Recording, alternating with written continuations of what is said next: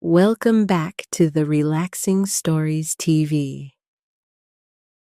Tonight's story, The Blanket of Stories, is a soothing bedtime journey through love, memory, and the quiet bond between a father and his daughter. It was a quiet night. The kind of night when even the trees outside the window whispered in slow, sleepy breaths. Raindrops tapped gently on the bedroom window, not in a hurry, not with any thunder or rush. Just dot softly, like a lullaby written by the sky itself. In the small bedroom, lit only by the soft amber glow of a reading lamp, a father sat at the edge of his daughter's bed. She was 8 years old, wrapped in a big patchwork quilt. A little restless tonight, he watched her for a moment, brushing a strand of hair from her forehead. She turned to him with wide, thoughtful eyes. "Tell me a story," she whispered. He smiled. Not a big smile, just the kind that comes with love and memory. He touched the blanket gently and said, "I'll tell you more than one.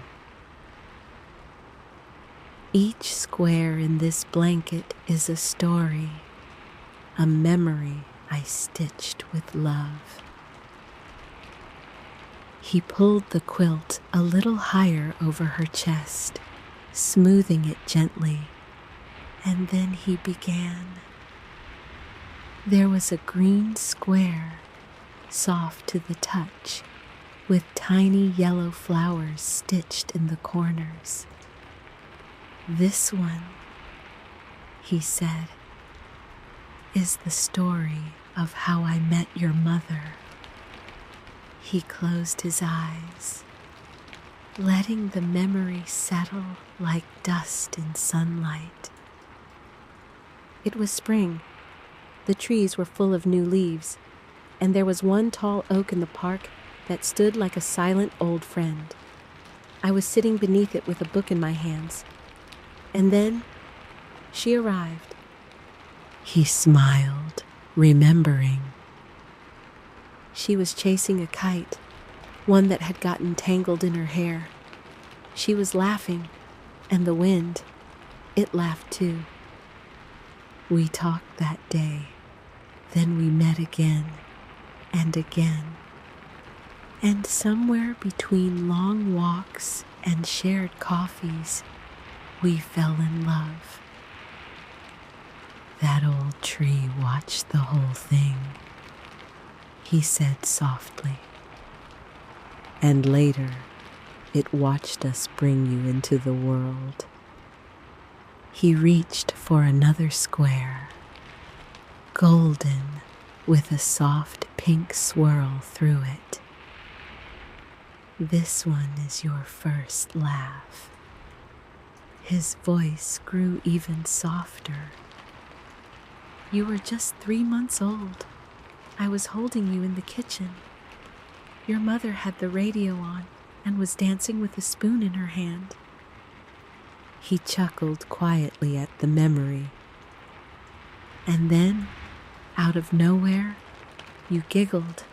It was tiny, like the sound of a bell far away. And then you laughed again." He shook his head in wonder. It was the most beautiful sound I'd ever heard. The whole world stopped just to listen. The next patch was blue, patterned with little silver droplets. Ah, the rainy day picnic. They'd planned a big outdoor lunch, sandwiches, juice, cookies, the works. But just as they were ready to leave, the sky opened up. "You looked so disappointed," he said.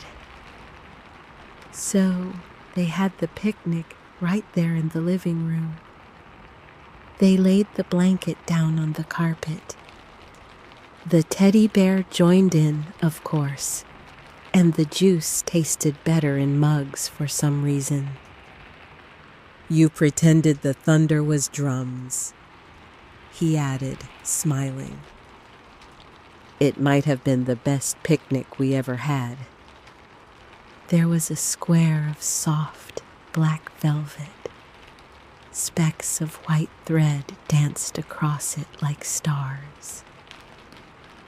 That one, he whispered, period, was the night the lights went out. The power had gone out suddenly, and everything had gone quiet. They lit candles, made shapes on the walls with their hands, told stories about a sleepy moon that couldn't rest until it had checked on all the stars. She reminded me of you, he said, always checking on everyone, even the stars. He touched a funny-looking square next, stripes, polka dots, colors all mixed together. The lost sock day, he said with a laugh. We searched everywhere, under furniture, behind pillows, inside the laundry basket. Eventually, one sock was found in the cereal box. To this day, he said, I don't know how it got there. She had told him then that maybe the sock ran away to become a hat for a squirrel. He chuckled again. That was a very good theory. Finally, his hand rested on a deep red square, plain but warm to the touch. This one, he said softly, doesn't have a story with words. He paused, period, and the room seemed to quiet with him.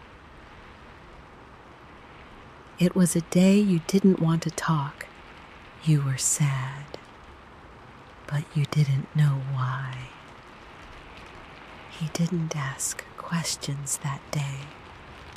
He just wrapped her in the quilt, held her close, and sat there in silence. It was the kind of hug, he said gently, that says everything without saying anything. The girl's eyes had begun to close now, her breaths slow and steady.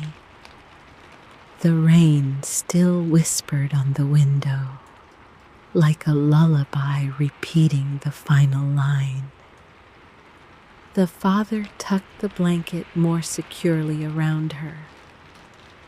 This quilt, he murmured, isn't just made of fabric and thread. It's stitched with time, with moments, with every heartbeat that's ever passed between us. He leaned down and kissed her forehead. Sleep well, little dreamer, he said. Let the stories hold you tonight. And he sat there a little longer, listening to her breathing, watching the past settle in square by square, like memories sewn into dreams.